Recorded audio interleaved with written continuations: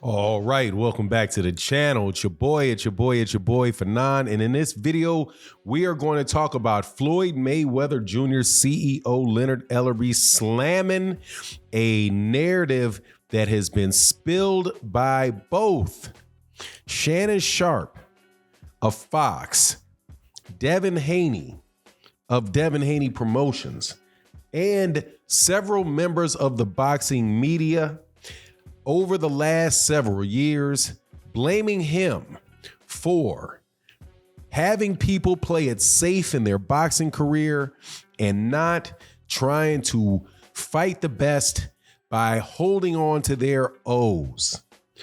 In this video, I'm going to explain to you exactly why that whole thing is absolutely, positively ridiculous, and why Leonard Ellerbe said it was ridiculous, and why anybody that actually paid attention to boxing and what's going on would also know that it is ridiculous. And in fact, it should be the exact opposite. And just so that you know, there were fighters before Floyd Mayweather Jr. that were more scary about taking risks in fights than he was. However, he just was successful enough to do it without a loss. Now, before I get into it, hit the subscribe button. Follow the channel, watch the videos, watch the live streams. We out here working every day, so your support, either by watching the videos, hitting the thumbs up or down if that's how you feel about it, supporting the channel in the Cash App, or coming by the live streams we do Monday through Friday. That's what we need out of you, man. Would greatly appreciate it, or ladies, would greatly appreciate it, man, because we are definitely trying to do it on the channel. We talk boxing every day, and I think we got a really good community. So, in a recent interview, Shannon Sharpe was talking about the fight between Errol Spence Jr. and Terrence Crawford. And he said that this is really good stuff. The best are getting back to fighting the best. That Floyd Mayweather Jr.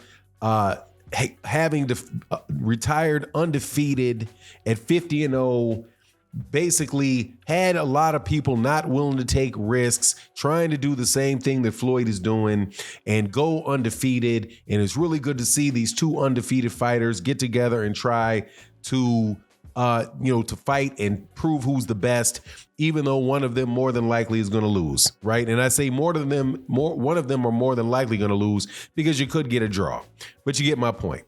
Devin Haney also said the same thing in an interview before the Vasily Lomachenko fight, saying, that Floyd Mayweather Jr. kind of ruined the game with everybody looking towards being undefeated, and not taking on challenges, and how he wants to take on challenges. And he's not like these other guys who are out here fighting for clout and fighting for money. He's fighting for legacy. Leonard Ellerbe brought up the point, and this is something that I really wish people would understand about Floyd Mayweather Jr., that's just absolutely not true about Floyd Mayweather Jr. in his career. Floyd was somebody that was a big risk taker and consistently put his O on the line to fight people that he had, that people, when they were looking at the fight walking into it, thought he had a chance to lose. That is not what Floyd Mayweather did. Floyd Mayweather Jr. fought Jose Luis Castillo. Jose Luis Castillo at lightweight, and I do believe in his first fight at lightweight, that was no soft touch. He fought Diego Corrales, who many people thought were going to beat him when he was at 130 pounds. He then fought guys, awkward southpaws that could definitely cause you problems if you're not watching them, in guys like Chop Chop Corley. He fought, that is a risk to fight somebody like Chop Chop Corley, a slick southpaw that can score on you. No doubt about it, that is a risk for him. Same thing for guys like Zab Judah, guys like Ricky Hatton. To move all the way up and fight Oscar De La Hoya at 154 pounds. To fight Canelo Alvarez, an undefeated Canelo Alvarez at 154 pounds when his career began at 130 pounds. The idea that Floyd Mayweather Jr. did not take risks in his career is absolutely ridiculous, and it is just a way to tear that man down. And this is why I say that there's such a problem with the negative media in the United States. because they spend so much time tearing down the PBC and tearing down, tearing down Floyd Mayweather Jr., that you cannot help but be tainted or affected by their toxic narratives. If you say something over and over and over and over and over and over and over again, people will actually start believing it's true. Think about what is going on with the organization that Floyd Mayweather Jr. started with Al Heyman and Leonard Ellerbe called the PBC. And how since 2016 they've been going out of business, how they never make fights, how you have guys like Max Kellerman talking about, how, Terrence Crawford was ducked by Al Heyman.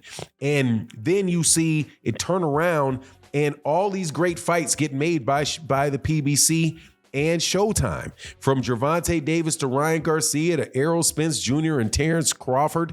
You have a bunch of fights that are over a course of several years. You had a trilogy with Tyson Fury and Deontay Wilder. You have undisputed contest with Jermell Charlo and Brian Castano.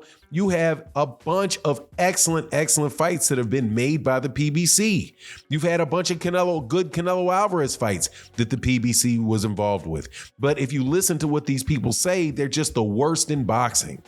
And another example of this that I saw recently was what Ring Magazine did with Jermell Charlo in this back and forth that took place between Steven Espinoza and Ring Magazine, where Ring Magazine removed Jermell Charlo out of the rankings when they moved Devin Haney in and gave the justification that he had been inactive. And then it was brought up that Josh Taylor was still on the list, and Josh Taylor hasn't fought in a longer period of time than Jermell Charlo did. And then they said, well, our rules say when it was scheduled, he has a fight scheduled. Then Steven Espinoza points out that Jermell Charlo and Tim Tszyu had a fight scheduled also. So if you're going to count scheduling a fight as a fight and not inactivity, why are you not counting it for Jermell Charlo, right? And on top of it, they scheduled the fight. They haven't actually had the fight. Josh Taylor may get injured or something, but it's very obvious to me why they did it, or at least I can see a pattern with them that they don't want too many PBC fighters, or I believe too many Black American fighters on their list at one time, so that they can keep this myth that boxing is that the top level of boxing is so well globally dispersed. It's not. The heaviest grip of talent in boxing, and the best fighters in boxing, the largest number of the best fighters in boxing are from the United States. And that's just a fact, but they try to switch it up and put all of this stuff out there that will convince people over time to think the way that they think. And that's one of the biggest problems in boxing. So the idea that Floyd Mayweather Jr., because he was undefeated, that the reason that he was undefeated is because he never took a risk. That's just not true. The man took a bunch of risks. He fought 15 world champions. I do believe 15 reigning world champions. Some people say it was more than that, like 22, but I think it's maybe 22, 23 current or former world champions, but he fought 15 guys with world championships. How in the world can that not be taking a risk if you're continually fighting guys that are world champions? You can't take much more of a risk than that. And he finished it up with fighting Manny Pacquiao, the guy that Max Kellerman and a lot of people were actually considering to be the best fighter of the century. How do you end up the career like that and you're protecting your O? No, you're not protecting your O. You're just very, very good, and you believe that you can win these fights. So if other people are doing this, don't put it on Floyd Mayweather Jr., put it on them. And to boot, Floyd Mayweather Jr. put an example of taking chances for a lot of money. He took chances, leaving Top Rank, buying himself out of Top Rank, and going over to and having his fights by himself and working with Mayweather Promotions and Golden Boy Promotions. And then after that, he took a chance and he signed a mega fight deal with Showtime and had to fight a series of fights with Showtime on a smaller network than HBO. So it's just all the way around, man, ridiculousness, unfair to Floyd Mayweather Jr., not accurate at all, in my opinion, from a historical context. But that's my opinion. You let me know what you think in the comment section. And with that, I'm out. Peace.